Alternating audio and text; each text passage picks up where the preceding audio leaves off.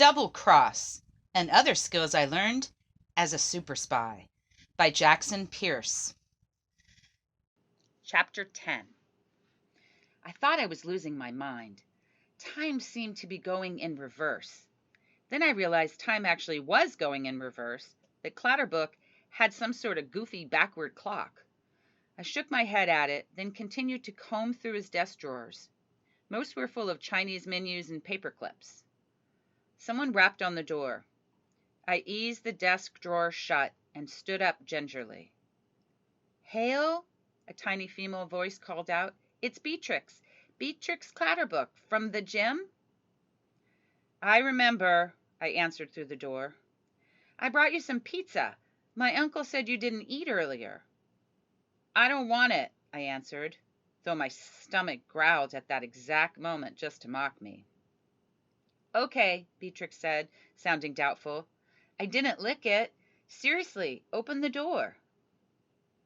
"It's locked." "No, it isn't," Beatrix said. "I mean, it is, but it's locked from your side. They couldn't just lock you in forever. There's no bathroom." She was right about there not being a bathroom, though it hadn't occurred to me till she said it. I strode to the door and pulled down on the handle. It clicked, and the lock popped out obediently. I exhaled in disbelief. They really had left me in an unlocked room? And pulled the door open. Beatrix grinned at me, and it was hard not to notice her overcrowded teeth. At SRS, she'd already be in braces, probably wearing contacts too, I thought, looking at her pink-rimmed glasses. Agents couldn't risk losing their glasses in the middle of a mission. A thin black net dropped from the ceiling over Beatrix's head. Beatrix's eyes widened. She dropped the plate of pizza as the net whisked her off her feet. Limbs went everywhere as she pulled up to the ceiling in a ball. The net's counterweight, another person, sank down, landing expertly in black SRS-issued boots with pink owl stickers on them. "Kennedy?" I asked, wondering if perhaps I was hungrier than I thought. Was I hallucinating? "Hale!" Kennedy squealed, bounding forward to give me a hug, a flame of red hair bouncing around behind her. "I did it! The net trick! I wish I could tell Agent Hartman," she said. "I'd never get it before Darcy Bellows, but look!" My sister appeared to be either on the verge of tears or laughter, but it was impossible to tell which. "Why am I in a net?" Beatrix asked from above. I looked up and saw that the net was slowly spinning side to side. Beatrix looked mildly inconvenienced, if anything. "That was the last of the pizza," she added, pointing to the plate that was now overturned on the floor. "Are you all right?" Kennedy asked her, putting her hands on her hips. "It's my first net trap." "I'm okay. Ben is going to be so mad I got caught in this instead of him. What sort of knot is at the top? I have to tell him. Did you use a pulley?" Beatrix asked. "How did you get in here?" I asked.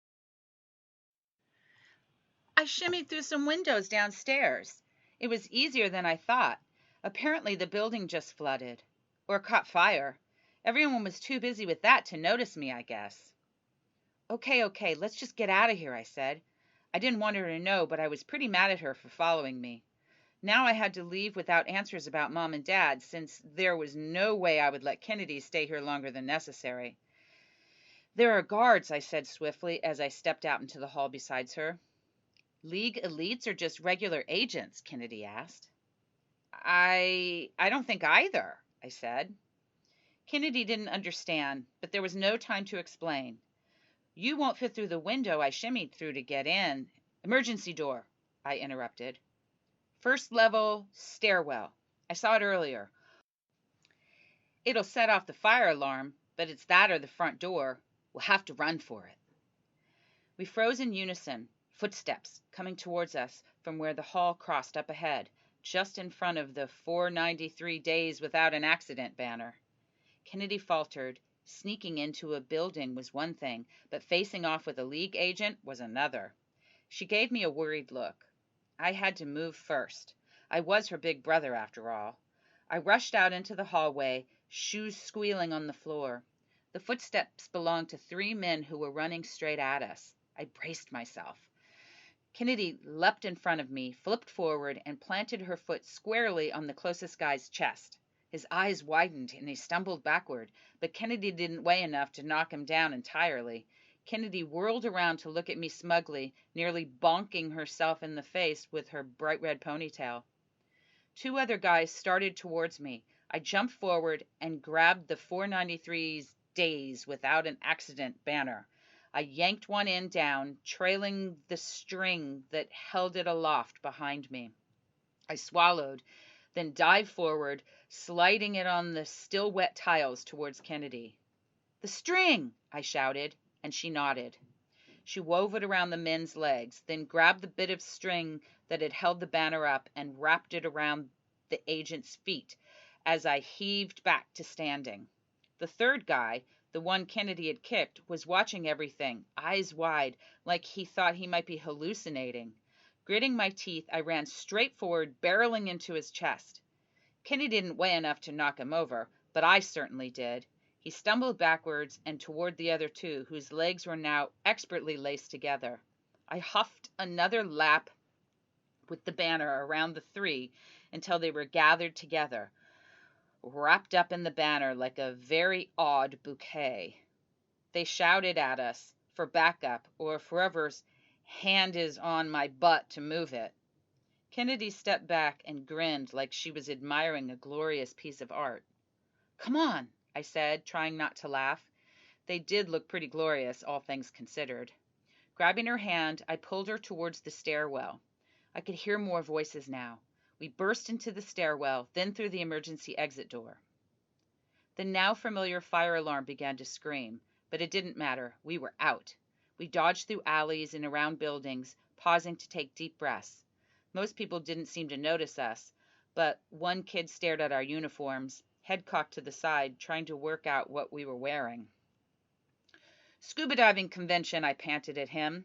We hurried off before he could remember we were nowhere near a body of water. By the time we made it to the train, my legs felt like jelly.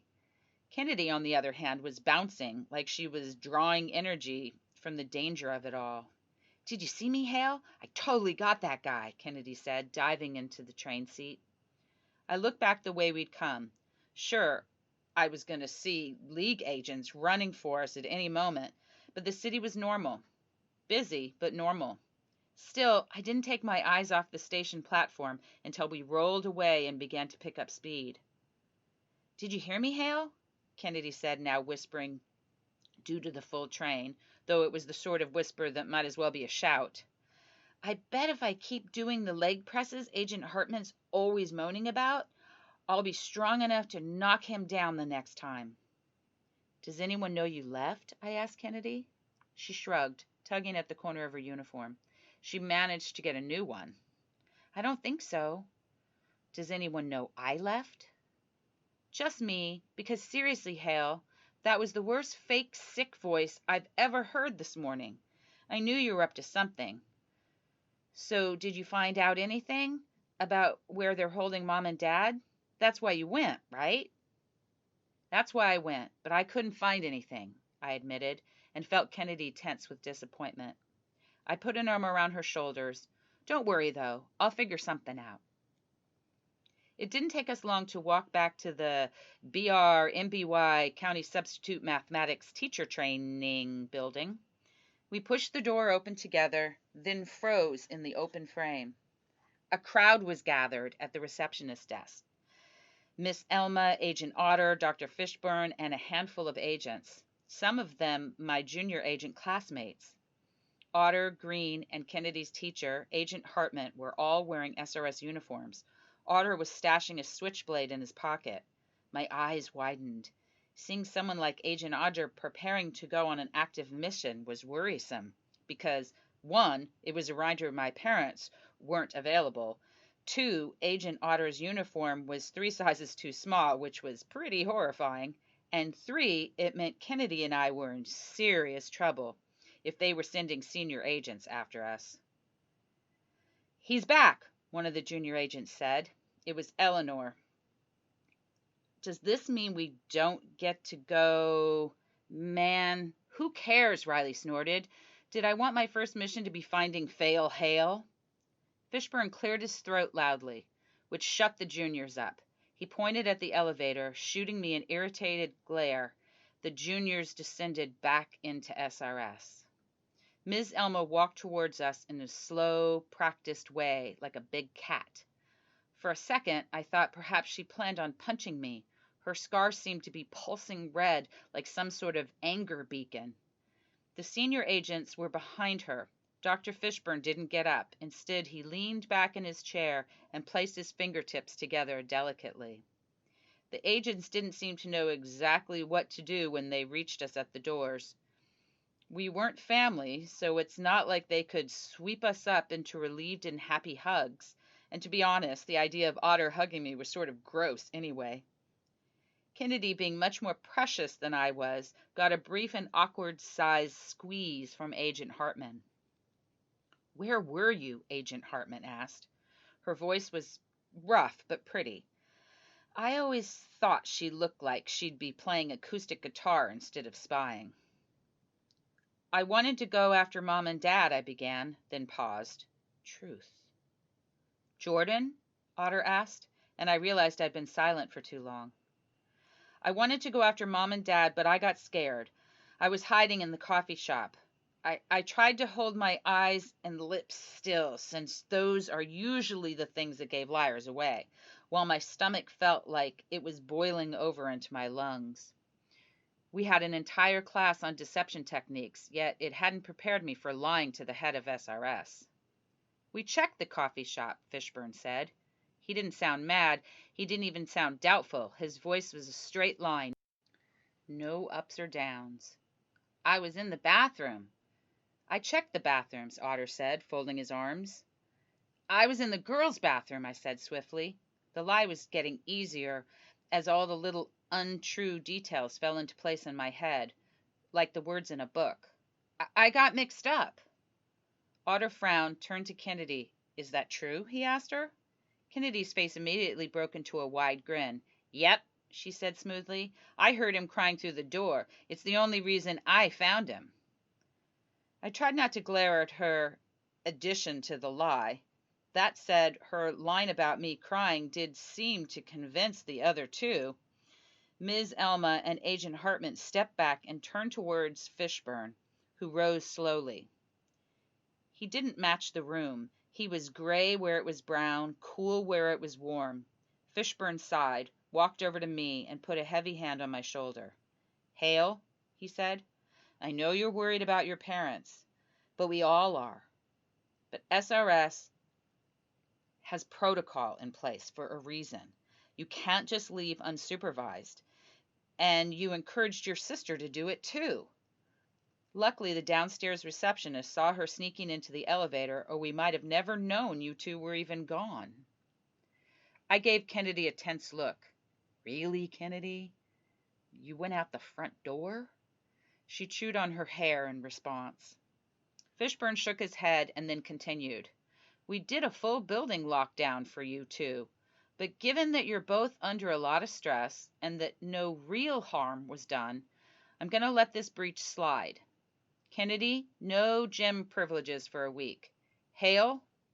I saw him debating what to do with me, since revoking my gym privileges was more a gift than a punishment. He frowned. "Hale, janitorial duty for a week.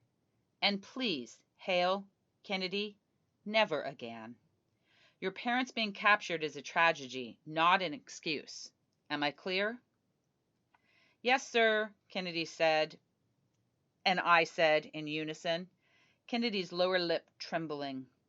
I could count the number of times she'd been in trouble well, actually, I couldn't count them. She'd never been in trouble. "Ms. Elma, take them back home. And do keep a better watch on them this time," Fishburne said. Ms. Elma nodded curtly, and she put a hand around me. I think she was trying to be kind, but her nails dug into my arm as we got on the elevator and descended back into SRS headquarters. "Here we go," Miss Elma said as she unlocked the door to our apartment. "Back home, safe and sound." I nodded and went into my bedroom. SRS was home. Sure, it was where I grew up, after all. Apartment 300. where my family lived, where I'd learned how to fake a Swedish accent and shot my first laser gun.